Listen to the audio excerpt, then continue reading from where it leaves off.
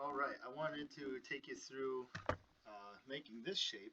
Again, remember the purpose of this shape is learning how to use the extrude tool in several different ways. So here is the shape we're going to end up with, and we'll get to drawing that. So I'm going to create my new document. I named it OT Extrude page 34.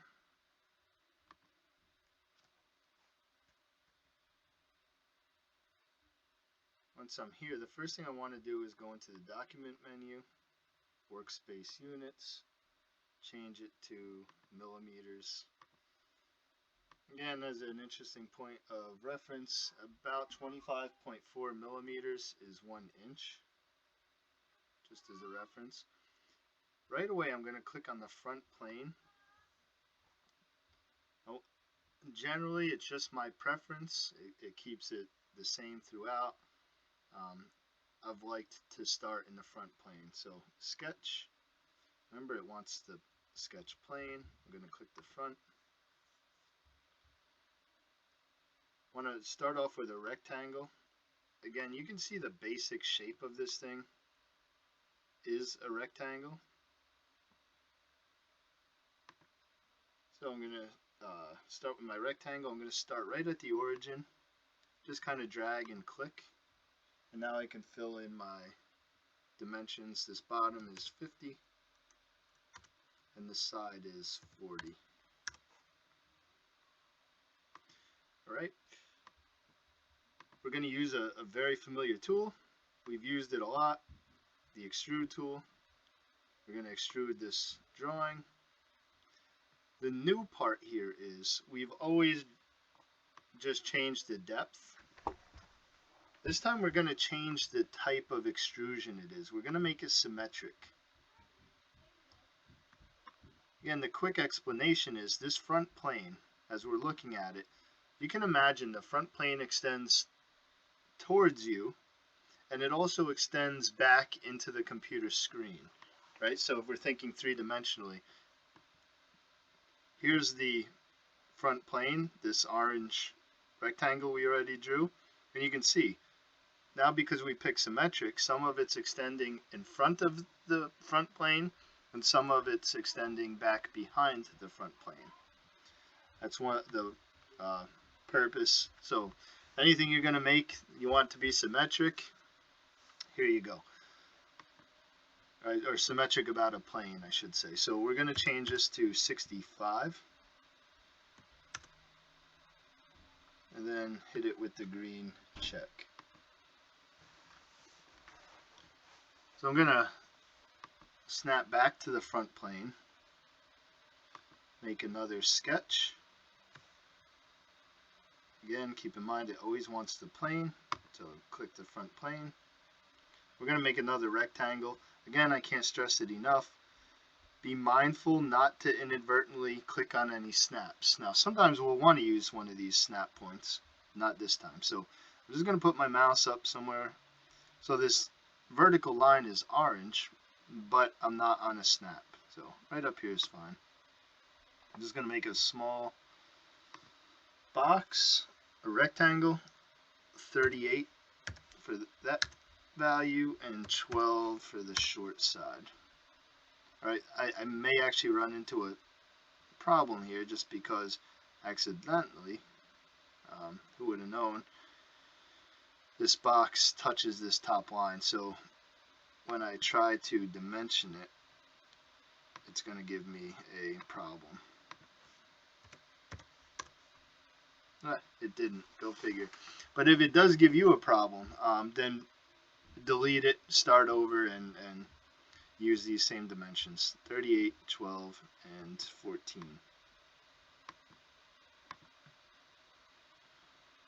I'll come back over here. You can see we've now made this rectangle, and we want to use that rectangle to extrude a hole through the object.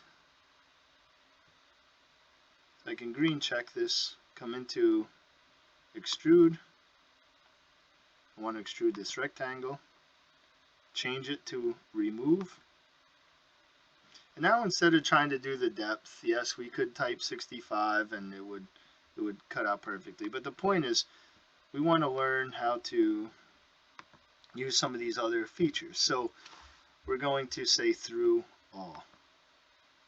Alright, and if it was some weird shape, you didn't know the exact dimension, you didn't want it, you could, of course, dimension it, find the dimension, but just a quick and quick way to do this, extrude through all.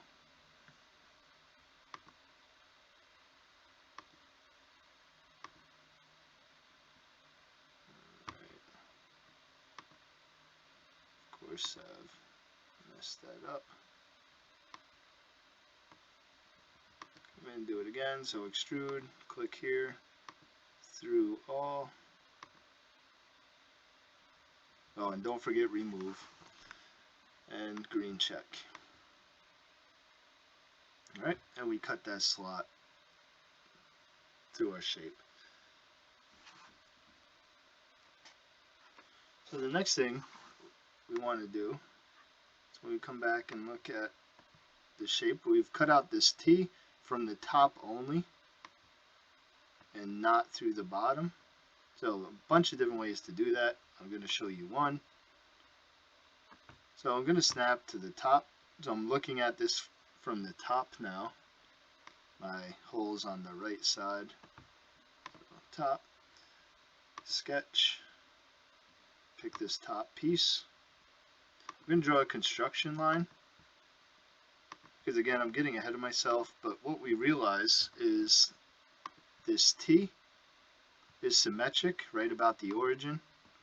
There's the origin, the center, and the T is symmetric about that line. So we can take advantage of that, draw a construction line.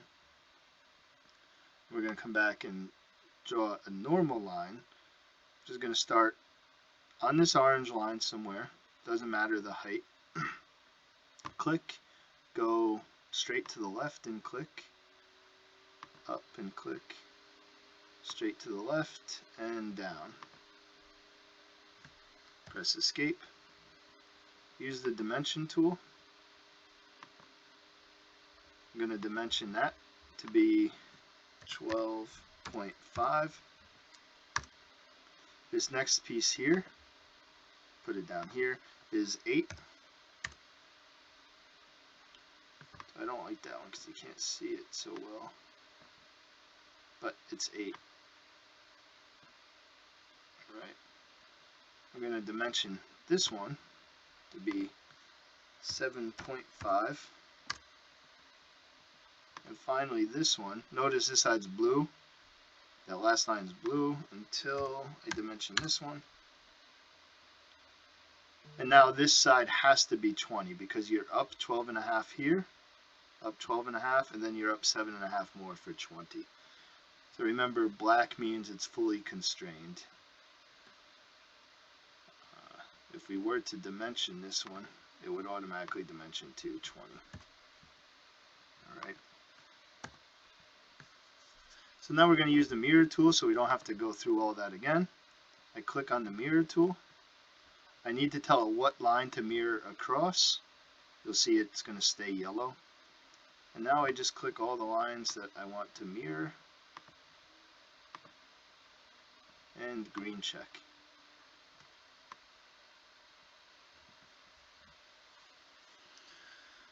Alright, so again, we're going to use the extrude tool. We're going to remove, click the T, and once more, instead of blind, as we've done all along up to this point, we're going to say up to next. And what that's telling it is we're going to extrude, we're going to remove, starting at that point we drew the T, up to the next face. So right down, here's the next face. If we simply define a face as kind of an open, accessible or exposed surface, right? So here would be a face, this would be another face here, another face. Hopefully you get the idea. So starting at that face, we're extruding it until the next face. So it's going to stop before it ever gets to this bottom part. So again, it was remove, up to next, green check. Alright, again, to get some more practice with another tool, I'm going to start a new sketch. And I'm going to be very careful not to pick anywhere on the object we've drawn. I'm going to just come right up here in the top plane. It has to be in the top plane. I'm going to click. I'm going to make another rectangle. Again, notice it's not touching our old piece. We're going to use a tool to do that. This short side is going to be 12 and the long side 25. Enter.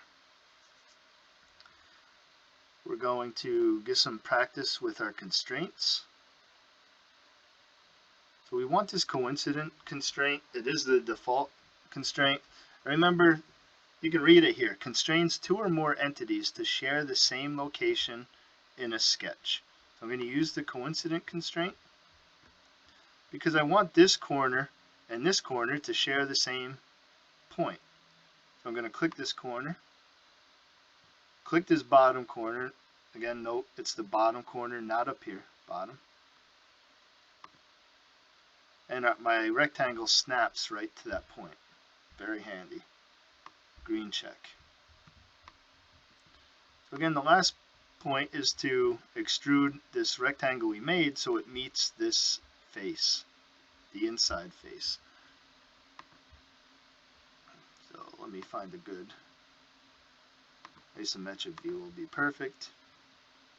Maybe just zoom in a little bit. So I'm going to extrude the rectangle. Notice it's too high, right? And we could figure out, okay, how thick is this and type in the depth, but let's make our life easy and use a new tool. So now let's do up to face. And the face we want to stop at is this one inside here, this big rectangle inside. So I click it, I extrude right to that point, green check, and done. Alright, so there are some new uses of an old tool. Thank you.